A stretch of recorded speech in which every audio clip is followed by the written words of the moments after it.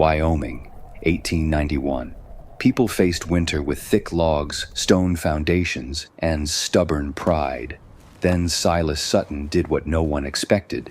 He cut cattail reeds in the marsh and bet his family's survival on a wall of weeds.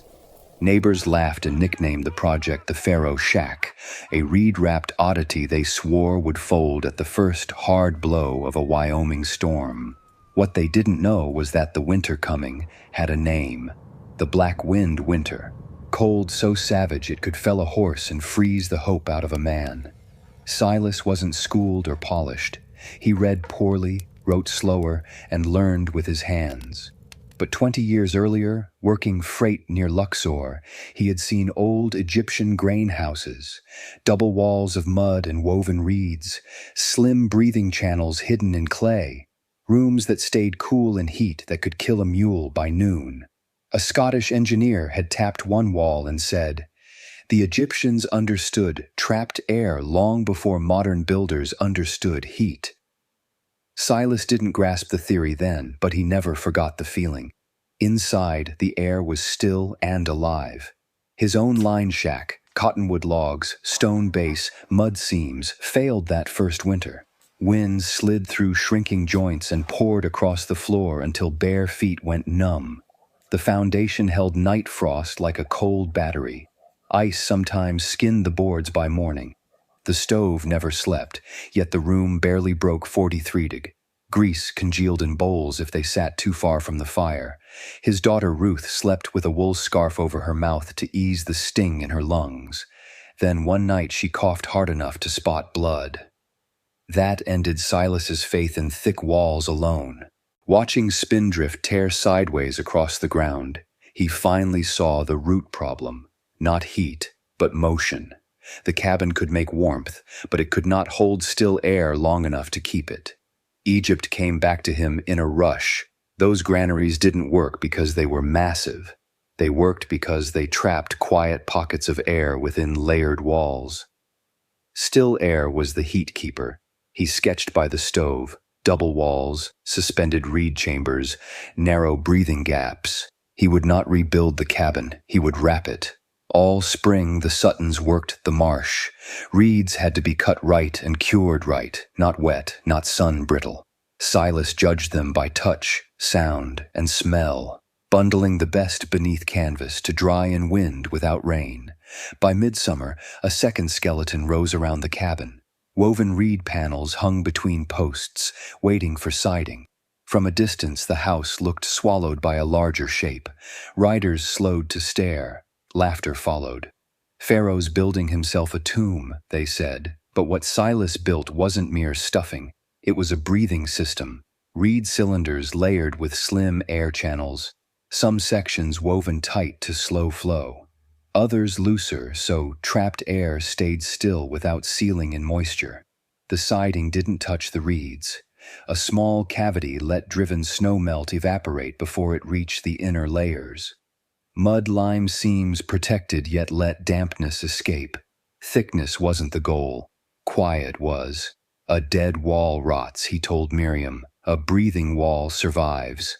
An October storm exposed a flaw. Ice crystals blooming inside a north wall chamber. Silas opened the cladding in the dark, tasted the mistake, and reworked the design. More ventilation slots under the eaves, lighter reed density where airflow hit hardest.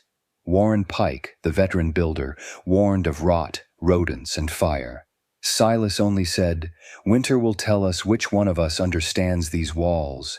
He knew the wager wasn't pride, it was his family. By November, the mockery peaked. Silas lost a hauling contract. The territorial inspector, Elias Mercer, arrived with pamphlets and certainty. Sawdust between sealed walls, tar paper, shutters. To him, ventilation meant heat loss. Silas answered with a single conviction: a sealed wall traps death as surely as it traps warmth. Then the Black Wind Winter crashed down. Snow erased the foothills. Wind screamed at 50 miles an hour. Mornings hit 41 below. Air temperature, not wind chill. For 19 days, the mercury never rose above Tudig. Doors froze into frames. Frost sealed windows white. Chimneys tarred over as stoves burned without pause. Families woke with ice edging their blankets. People fed their fires chairs, tool handles, fence rails. A man chopped his child's cradle for kindling and cried as he swung. Pride shattered across the valley. Meanwhile, odd reports trickled in from the Faro shack. The doctor noticed almost no smoke and ribbon-thin frost on the windows. Snow melted on the roof in narrow bands instead of heavy rime at the eaves. Boyd Ricker saw Ruth at the window in a simple dress at 37 below and for once couldn't think of a joke. Confusion replaced laughter. Pike finally came with a sled of wood, expecting a coffin of cold. The door opened and a steady warmth washed over him. No roaring inferno, just summer calm air. Miriam worked sleeves up at the table. Ruth slept unscarved by the window. The stove whispered. The indoor thermometer read 68, outside 41 below, 109 degrees apart. Pike put his bare palm to the inner wall. It wasn't cold. It felt neutral. The cabin didn't shudder when the wind slammed it. Silas didn't gloat. He handed Pike a soot-smudged ledger, daily indoor-outdoor temperatures, wood usage, notes on the October fix, humidity observations. The math was brutal. The Sutton place held higher temperatures while burning roughly 70% less firewood than comparable cabins. Pike inspected like a man trying to find the trick, checking vents, seams, reed dryness, everything balanced, everything breathing. "We built heavy walls for 50 years, he said at last, stripped of pride, and never understood air." Mercer returned with instruments, thermometers, hygrometers, notebooks. For 4 hours he measured, remeasured, opened cladding, probed chambers. No rot, no trapped moisture. Astonishingly stable wall temperatures. The cabin wasn't beating winter with excess fire, it was mastering air movement. The numbers didn't refute the reeds kept forcing the numbers to agree. The first to ask for help was Jonas Reed. Nearly out of wood, he let go of his pride and asked to copy a piece of the system. Together, they built a reed envelope patch along his north wall.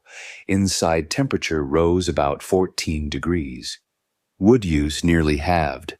That was enough. By spring, families were in the marshes, cutting cattails instead of jokes. Warren Pike began offering Sutton envelope walls on new builds. Even Boyd came around, quietly asking Silas how tightly to weave the reeds. Years later, a reporter visited the still-standing cabin. An inspection opening in the back corner showed the reeds dry and tight, darkened by time but intact. The man called it revolutionary engineering. Silas shook his head. Just old ideas that outlasted pride.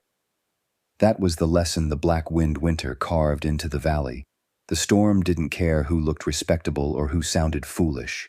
It tested one thing: results. When the cold finally judged every wall, the reed-wrapped Faro shack outlived the laughter, because the frontier never truly rewarded pride. It rewarded what worked.